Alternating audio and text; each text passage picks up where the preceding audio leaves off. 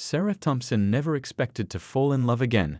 At 38, her life revolved around her teenage daughter Lily and her job as an office manager at a local accounting firm. Dating hadn't been a priority. Finding reliable babysitters was hard enough, let alone making time for romance. But when Michael Reynolds walked into her office to discuss tax preparations for his business, something clicked. Michael wasn't like the other men who had briefly passed through Sarah's life since her divorce. He remembered details about her stories, asked thoughtful questions about Lily, and never seemed bothered when plans had to change because of school emergencies. He was handsome in an approachable way, with laugh lines around his eyes and salt and pepper hair that made him look distinguished rather than old. "I've never met anyone like you," he told her on their third date as they walked along the riverfront park. "You're so real, so genuine." For Sarah, who had spent years feeling invisible, his words were like rain after drought. Their relationship progressed quickly. Weekend brunches turned into family movie nights with Lily. Soon, Michael was helping with household repairs and joining them for holiday celebrations. 8 months after they met, during a surprise weekend getaway to a beachside bed and breakfast, Michael got down on one knee. The diamond wasn't large, but it sparkled brilliantly in the sunset. "You've made me happier than I ever thought possible," he said, voice cracking with emotion. "Would you marry me?" Sarah's yes was immediate, tears streaming down her face. That night, she called Lily, expecting her daughter to share her excitement. Instead, there was a pause. "That's great, Mum," Lily said finally, her voice flat. "If you're happy." Sarah brushed it off as teenage moodiness, but in the weeks that followed, she noticed Lily becoming increasingly withdrawn. The girl who had once seemed to like Michael now barely spoke when he was around, disappearing into her room whenever he came over. "She's just worried about changes," Michael reassured Sarah. "It's normal. She'll come around once everything settles." Sarah wanted to believe him. She was caught up in the whirlwind of wedding planning, the venue, the dress, the flowers, all the details she'd been too young and broke to care about during her first marriage. Their Christmas wedding was only 6 months away, which meant every weekend was filled with decisions and deposits. Through it all, Michael remained perfect, offering opinions when asked but insisting that whatever made Sarah happy was fine with him. He handled the honeymoon arrangements, surprising her with brochures for a 2-week trip to Italy. "You deserve to be treated like a queen," he told her, kissing her forehead. Only Lily remained unmoved by his charm. "There's something off about him, Mom," she said one night while they were doing dishes together, Michael having left for what he said was an emergency business call. "What do you mean off?" Sarah asked, annoyed at her daughter's persistence. "I don't know exactly. He just changes when you're not looking, and his stories don't always match up." Lily scrubbed harder at a pot. "Last week he told you he was having dinner with clients, but I saw him downtown with some woman. They looked pretty friendly." "Enough," Sarah snapped, slamming a plate onto the counter with more force than intended. "I know this is hard for you, but I deserve happiness too. Michael has never been anything but kind to us both. I won't have you making up stories about him." Lily's face crumpled, but she said nothing more. Sarah immediately felt guilty, but her wounded pride prevented an apology. That night, lying awake, she wondered if she was making a terrible mistake, not about Michael, but about pushing away the one person who had always stood by her. She couldn't know that Lily's suspicions were just the beginning, or that her perfect match was hiding secrets that would soon shatter everything she thought she knew. Lily sat at her desk, staring at the math problems she couldn't focus on. The wedding was now just 3 months away, and her mom seemed completely blinded by Michael's charm. She opened her notebook, not the one for school, but the small purple journal where she'd been keeping track of all the little things that didn't add up about her future stepfather. Tuesday, 7:30 p.m., said he was at gym but had no gym bag when he came home at 9, she read to herself. October 15, mentioned growing up in Phoenix but told mom's friends he was from Seattle. The list went on, small inconsistencies most people would brush off, but Lily noticed patterns. Last weekend had been the worst. Michael had taken her mom shopping for wedding bands, and Lily overheard him on the phone in the mall parking lot. "I'll handle it, don't worry," he'd said in a tone she'd never heard him use before. "The deal closes after the wedding." "Another few months, that's it." When he spotted Lily approaching, his voice instantly shifted back to the warm, friendly tone he always used around them. She tried telling her mom again that night, but it just led to another argument. "Why can't you just be happy for me?" Her mom had cried. "I've spent years putting you first. The one time I find someone who makes me feel special, you try to ruin it." Those words had stung more than any others. Lily wasn't trying to ruin anything. She was trying to protect the person she loved most in the world. The next day at school, Lily confided in her best friend, Jenna. "What if you're wrong?" Jenna asked as they picked at their cafeteria lunches. "My parents got remarried, and I hated both my step-parents at first. Now my stepmom's actually pretty cool." "It's not that I hate him," Lily explained. "Something feels wrong, like he's playing a part." Jenna considered this. "Then you need actual proof, not just feelings. My brother went through this detective phase last year. He got these tiny recording devices for his birthday. I bet he still has them." 2 days later, Lily had a small voice-activated recorder hidden in the living room bookshelf. She felt guilty about the invasion of privacy, but what choice did she have?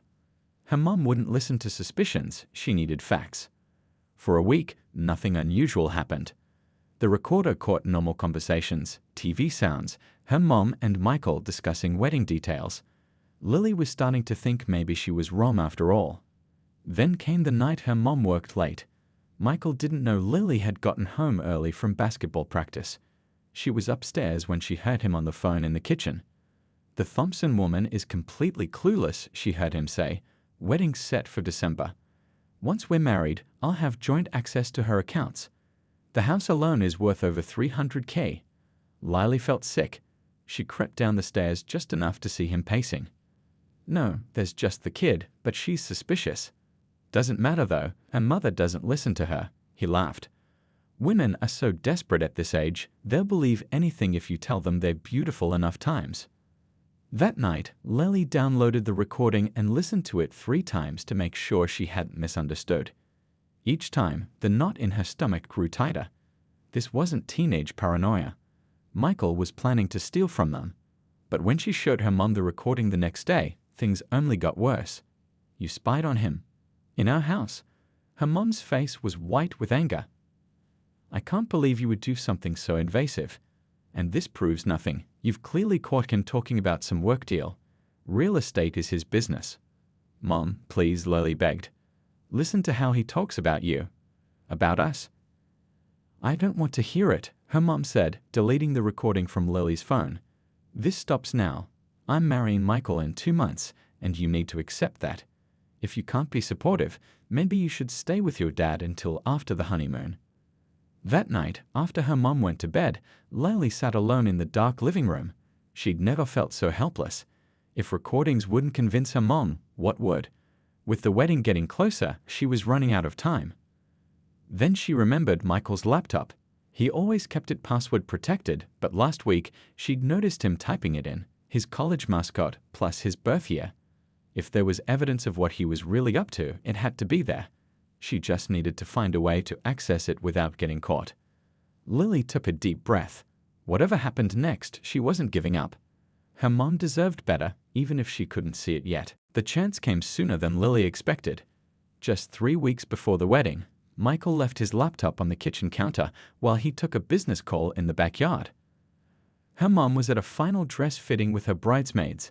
Lily's heart pounded as she opened the computer and typed in Bulldogs 2005, and the screen unlocked. "Please let me be wrong," she whispered, knowing deep down she wasn't. She started with his email, feeling guilty but pushing forward. Most seemed normal work correspondence, wedding vendor confirmations, flight details for the honeymoon. Then she noticed a folder labeled Personal with an email address she'd never seen before. When she opened it, her blood ran cold. "Hey babe, miss you and the kids. Don't worry, just a few more weeks in this charade, and I'll be home with enough cash to pay off the house and get Tom his braces." This woman has no clue. Her credit is excellent, and she's already added me to her checking account for wedding expenses. Easy money. The sender was Michael. The recipient was someone named Karen Reynolds. Lily scrolled frantically through more emails. Photos appeared. Michael with a pretty blonde woman and two young boys at what looked like a beach vacation. Recent photos from just 2 months ago. Another email mentioned the usual plan: marriage, joint accounts, liquidate assets, then business emergency requiring cash. There were references to 3 previous women in different cities. With shaking hands, Lily forwarded the emails to herself and took photos of the screen with her phone. She had just closed the laptop when she heard Michael's footsteps approaching. "What are you doing?" he asked, his voice casual but his eyes sharp. "School project," Lily answered, proud of how steady her voice sounded. "Mom said I could use your laptop if I needed to since mine's being fixed. Is that okay?" Something flashed across his face, suspicion, maybe anger, but it was quickly replaced with his usual smile. "Of course, kiddo, just let me know next time." He took the laptop and tucked it under his arm. "I've got some work to finish before dinner." That night, Lily couldn't sleep. The man sleeping down the hall from her wasn't just a liar. He was a con artist who had targeted her mother specifically. From the emails, she'd learned he found victims through dating apps, looking for financially stable single mothers whose profiles suggested they were lonely. It was calculated, cruel, and her mum was next on his list. The next morning, Lily waited until her mom left for work, then called in sick to school. She spent hours organizing the evidence, downloading the emails, and creating a timeline of Michael's deceptions.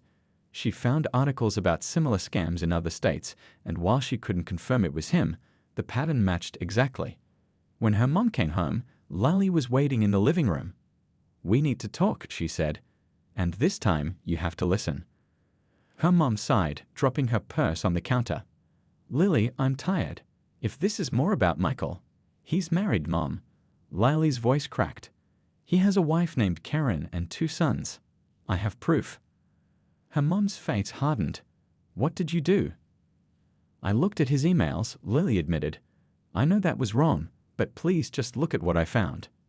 She pulled out her folder of evidence and laid it on the coffee table. Her mom stared at it without touching it. "This is going too far," she said quietly. "Invading his privacy like this." "Mom, please." Lily pushed the folder toward her. "Just look." With obvious reluctance, her mom opened the folder. She flipped through the first few pages silently, her face unreadable. Then she saw the photos, Michael with his real family, and all the color drained from her face. "This can't be real," she whispered. "There's more," Lily said gently, turning to the emails about the scam. "He's done this before. He finds women like you, marries them, gets access to their money, then disappears." Her mom read in silence, tears beginning to stream down her face. When she finally looked up, the hurt in her eyes was so raw that Lily wanted to look away. "I'm so stupid," she said. Lily moved to sit beside her. "No, you're not. He's just really good at this." Her mom picked up one of the photos, Michael with his arm around his real wife. All those business trips, all those late-night calls. She covered her face with her hands. "What do we do now?" Lily had spent all day thinking about this. "We have 2 options. We can confront him now, or what?" her mom asked, looking up. "Or we wait," Lily said quietly, "and we expose him at the wedding, in front of everyone." The idea hung in the air between them. It was risky, maybe even crazy. But as Lily watched her mom stare at the evidence of Michael's betrayal, she saw something shift in her eyes. The sadness was still there, but now there was something else too. Anger. Determination. "Tell me more about this plan," her mom said finally. The next 3 weeks passed in a strange blur. On the surface, wedding preparations continued as planned. Cake tastings, final fittings, confirming RSVPs. Lily's mom somehow managed to smile through it all, playing the excited bride-to-be while her heart was breaking inside. "You should consider acting as a career," Lily whispered one night after Michael had kissed her mom goodnight and left for what he claimed was a bachelor party weekend with friends. Her mom gave a hollow laugh. "I never thought I'd use these skills this way." She glanced at the wedding dress hanging on her closet door. "Are we doing the right thing? Maybe we should just call the police now." Lily had wondered the same thing, but their research had shown that men like Michael were rarely prosecuted successfully.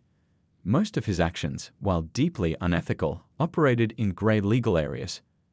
Without catching him in the act of fraud, or with evidence of previous victims willing to testify, they might not have a strong case. "We need to expose him publicly," Lally said, repeating what had become their mantra. "If we just cancel the wedding, he'll move on to someone else." The plan had evolved over late-night strategy sessions in whispered voices. Lally's best friend Jenna was brought in to help with the technical aspects. They needed evidence that couldn't be denied or explained away, presented in a way that Michael couldn't control. "Do you think I'll ever trust anyone again?" her mom asked suddenly, staring at the ceiling. Lily squeezed her hand. "Not everyone is like him, Mom. I keep going over everything in my head. There were so many signs. Why didn't I see them? Because he's done this before. He knows exactly what to say, how to act." Lily hesitated. "And maybe because you wanted so badly for it to be real." Her mom nodded, tears forming in her eyes. "I did. I really did." The night before the wedding, neither of them could sleep. They sat at the kitchen table drinking tea, going over their plan one last time. "Are you sure about this?" her mom asked. "Once we do this, there's no going back." Lily nodded. "I'm sure." "And you've got everything set up with Jenna?" "Yes, the projector is hidden behind the floral arrangement. She'll start it when I give the signal." They had decided that Lily would be the one to speak up when the minister asked if anyone objected to the union. In many ways, it made sense. A teenage daughter trying to protect her mother would gain sympathy, even if people initially thought she was just being difficult. "He'll try to deny everything," her mom said, nervously twisting her engagement ring, the ring they now knew had been given to at least 2 women before her. "That's why the evidence needs to be undeniable." Lily had spent hours editing down the material into a 3-minute video that would leave no room for doubt. Michael's own words would condemn him. When morning came, they moved through the wedding preparations like actresses in a play. Hair appointments, makeup, photographs. Lily watched her mom force smiles as her friends helped her into her wedding dress, complimenting how beautiful she looked, how lucky Michael was. If any of them noticed something off in her responses, they attributed it to wedding day nerves. At the church, guests filled the pews. Nearly 200 people had come to witness what they thought was a love story with a happy ending. Lily stood with the other bridesmaids, scanning the crowd. She spotted Jenna in the back, giving her a supple thumbs up. Everything was ready. Michael stood at the altar, handsome in his tuxedo, beaming with what looked like genuine happiness. For a brief moment, Lily almost doubted herself. Could they be wrong? Could all this evidence somehow be explained? Then she remembered his cold voice on the phone. "The Thompson woman is completely clueless." The music changed, signaling her mom's entrance. The guests stood, turning to watch her walk down the aisle on her brother's arm. She looked stunning and heartbreakingly sad if you knew to look for it. As her mom reached the altar and took Michael's outstretched hand, Lily felt a surge of anger so strong it made her dizzy. This man had targeted her mother, played with her feelings, and planned to steal everything she'd worked for. And he was standing there smiling like he'd gotten away with it. The ceremony began. The minister welcomed everyone and spoke about love and commitment, words that now felt like daggers considering what they knew. Lily caught her mom's eye, seeing the subtle note that meant stick to the plan. Then came the moment they'd been waiting for. If anyone can show just cause why this couple cannot lawfully be joined together in matrimony, let them speak now or forever hold their peace. Lily took a deep breath and stepped forward, her voice steadier than she'd expected. "I object," she said clearly, "and I can prove why this wedding should not happen." The gasps that filled the church were just the beginning of what would become the most dramatic day of all their lives. The church fell silent. All eyes turned to Lily, standing there in her bridesmaid dress, hands trembling slightly but chin raised. Michael recovered first, his face shifting into an expression of sad understanding. "Honey, I know this is hard for you," he said, his voice gentle and reasonable. "But this isn't the time or place for teenage rebellion." A few uncomfortable chuckles rippled through the church. Lily felt her cheeks burn, but she held her ground. "This isn't rebellion," she said clearly. "It's the truth." She turned to address the guests directly. "The man standing at this altar is already married. He has a wife named Karen and 2 sons in Colorado. He's a con artist who targets single moms with good credit and home equity." Michael's face darkened. "That's enough," he snapped, dropping the gentle act. "I've tried to be patient with you, but this is ridiculous." Lily nodded to Jenna in the back.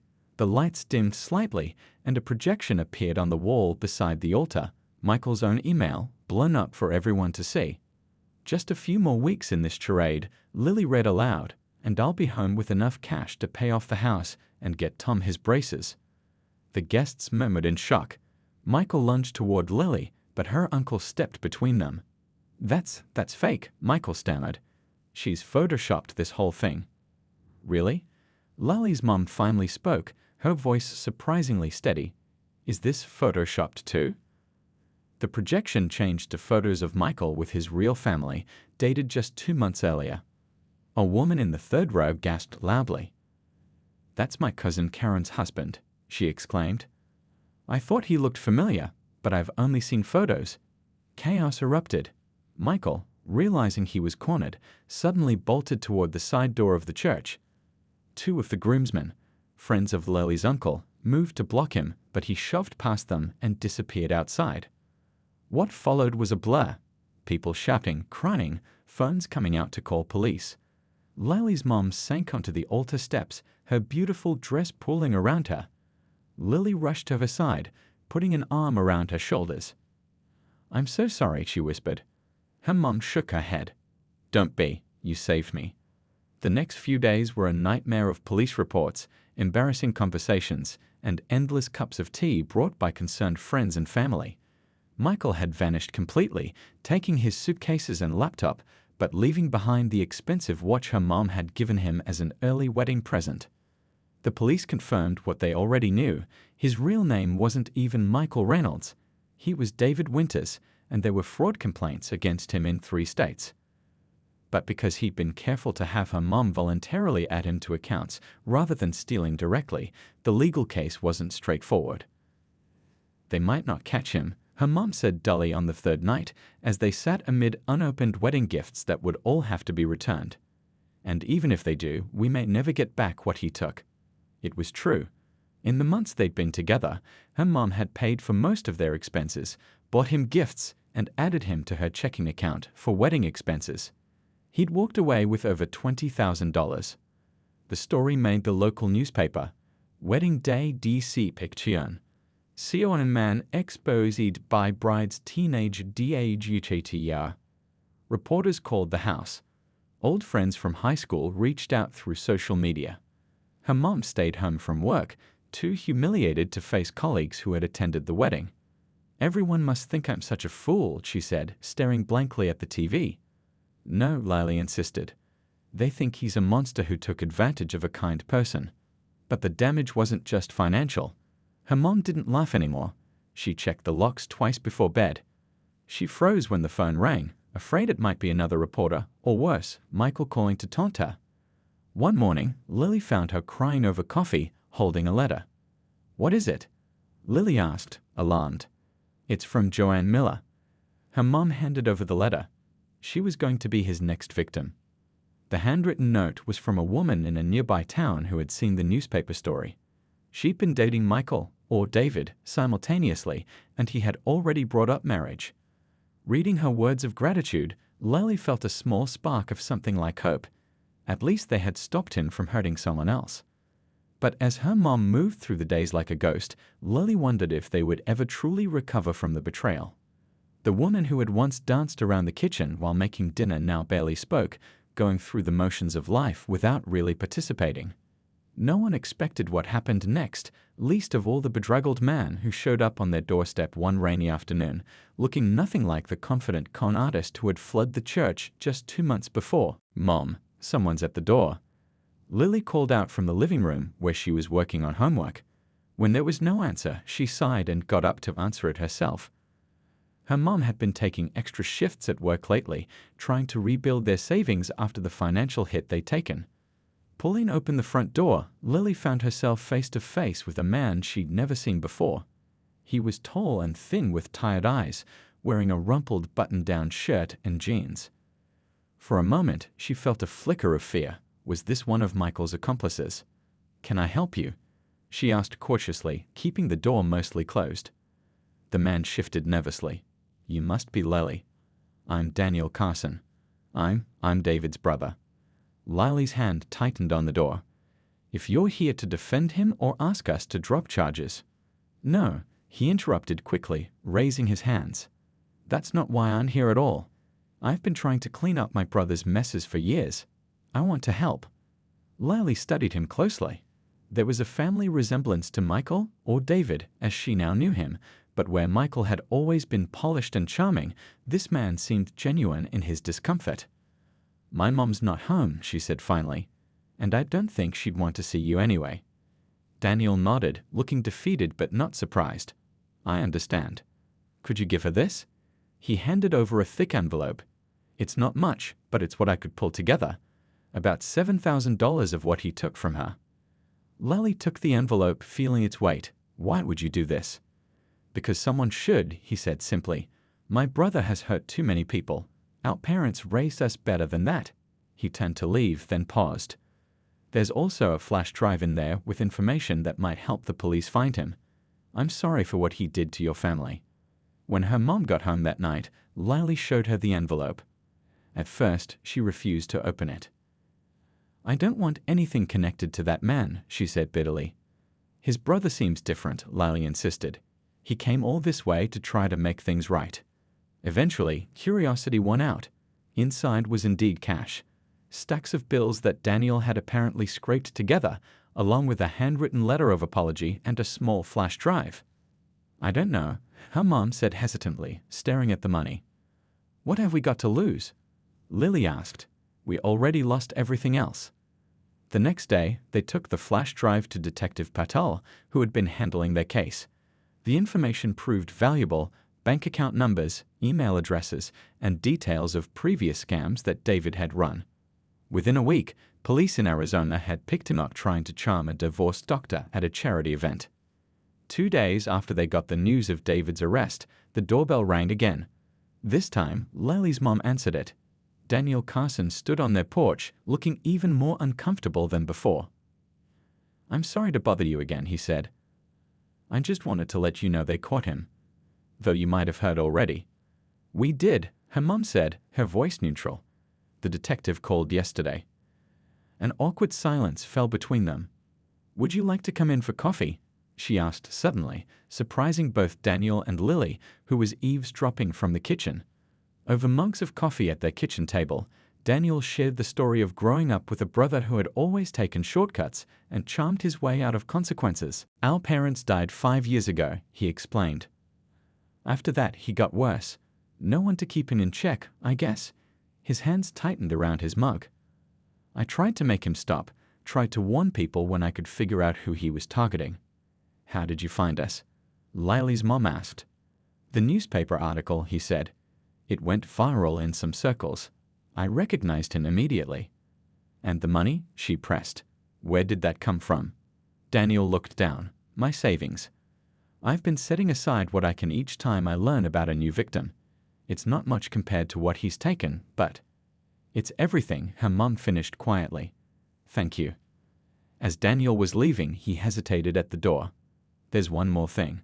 The police found documents at David's storage unit, records of all his scams. There's going to be a meeting of victims next Thursday at the courthouse. I thought maybe you'd want to know. Sometimes it helps to talk to others who've been through the same thing. After he left, Lily found her mom standing by the window, watching Daniel walk to his car. Are you going to go? She asked. To the meeting? Her mom turned, and Lily saw something in her face that had been missing for months, a spark of determination. Yes, she said. I think I am. These other women, they'd probably feel as stupid and ashamed as I did. Maybe I can help them see they're not alone.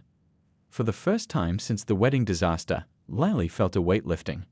The Daniel who had shown up on their doorstep wasn't a replacement for what they'd lost. He was something entirely different, proof that honesty and decency still existed, even in the most unexpected places. Later that night, Lily heard something she hadn't heard in months, her mom's laughter, soft but real, as she talked on the phone with her sister. Small steps, but steps forward nonetheless. 1 year later, Lily stood in the backyard hanging fairy lights in the trees. The fall evening was cool, and the sound of laughter drifted through the open kitchen windows. Inside, her mom was putting final touches on a cake that read Fraud Fighters, 1-year anniversary. What had started as a small meeting of David's victims had grown into something none of them could have predicted. After that first gathering at the courthouse, where 6 women shared stories of being deceived by the same man, her mom had suggested they continue meeting. They needed a safe space to process their anger, embarrassment, and fear. By the 3rd meeting, they had named themselves Fraud Fighters and expanded their focus to include all types of romance scams. By month 6, they'd created a website with warning signs and prevention tips. Now, a year later, they helped dozens of women, and a few men, rebuild their lives after similar betrayals. "Need any help out here?" Daniel's voice came from behind her. He was carrying a stack of folding chairs from his truck. "Just finishing up," Lily replied, securing the last string of lights. "Thanks for bringing the extra chairs." Their relationship with Daniel had evolved in unexpected ways. At first, he'd simply been a source of information about his brother's case. Then he became a regular at the Fraud Fighters meetings, offering insights into how con artists think. Eventually, he was just a friend who stopped by for dinner sometimes or helped with household repairs, the genuine version of what his brother had pretended to be. Lily jumped down from the stepladder, surveying her work. "Think it looks okay?" "It's perfect," Daniel said, setting down the chairs. "Your mom's going to love it." Inside, the house was filling with people, mostly women of various ages, some bringing homemade dishes, others carrying folders of information.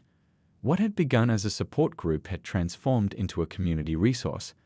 They worked with local police now, educated senior centers about scams targeting the elderly, and even managed to help authorities catch 2 other con artists operating in nearby counties. Lily's mom stood in the center of it all, laughing as she tried to frost the cake while talking to 3 people at once.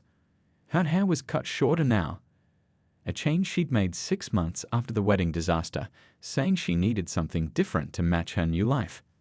The sadness that had haunted her eyes had faded, replaced by a confidence Lily had never seen before. "There's my amazing daughter," she called when she spotted Lily coming in from the yard. "Come tell Vivian about your college scholarship." The Youth Leadership Award Lily had received for her courage in exposing David had come with a $5,000 scholarship. It wouldn't cover everything, but combined with her grades and the powerful essay she'd written about standing up for truth, it had helped her get accepted to her dream school. "It's not a big deal," Lily said, embarrassed by the attention. "Not a big deal," Vivian exclaimed. "You're practically a legend at my daughter's high school, showing kids that sometimes the adults are wrong and you need to trust your instincts." Later, as the party was in full swing, Lily found a quiet moment with her mom on the back porch steps. "Did you ever think we'd end up here?" Lily asked, looking at the yard full of people whose lives had been touched by their story. Her mom shook her head. "Never. I thought we'd be hiding in shame forever." She squeezed Lily's hand. "You gave me back my life, you know. More than that, you helped me build a better one." "We did it together," Lily corrected her. They sat in comfortable silence, watching Daniel chat with Lily's uncle by the grill. He caught their eye and waved, smiling in that genuine way that had nothing to do with charm and everything to do with simply being present. "He's nothing like his brother," Lily observed. "No," her mom agreed. "He's real." After a pause, she added, "I'm not rushing into anything, you know. We're just friends." "I know, Mom. But it's nice to trust someone again. To know I can." Trust. That was the word that summed up their journey. Learning to trust themselves again after such deep betrayal. Learning that they could trust others carefully and wisely. And most importantly, the unshakable trust between mother and daughter that had saved them both. As the evening progressed, Lily watched her mom give a short speech thanking everyone for coming. She talked about turning pain into purpose and finding strength in vulnerability. Looking around at all the people whose lives they'd touched, Lily felt a surge of pride. The wedding that never happened had led them here, to a community of support, to meaningful work, to healing. The fairy lights twinkled overhead like stars, illuminating not just their backyard, but the path forward they'd created together. "Ready for year 2? Her mom asked later as they cleaned up empty plates. Lily grinned. "Absolutely. We're just getting started." And they were. The pain hadn't disappeared completely. There would always be moments of doubt, flashes of anger at what they'd endured. But they had transformed their story from one of victimhood to one of victory. Not despite what happened, but because of how they'd chosen to respond to it. That, Lily thought as she looked around their home, filled with new friends and fresh purpose, was the most unbelievable part of all.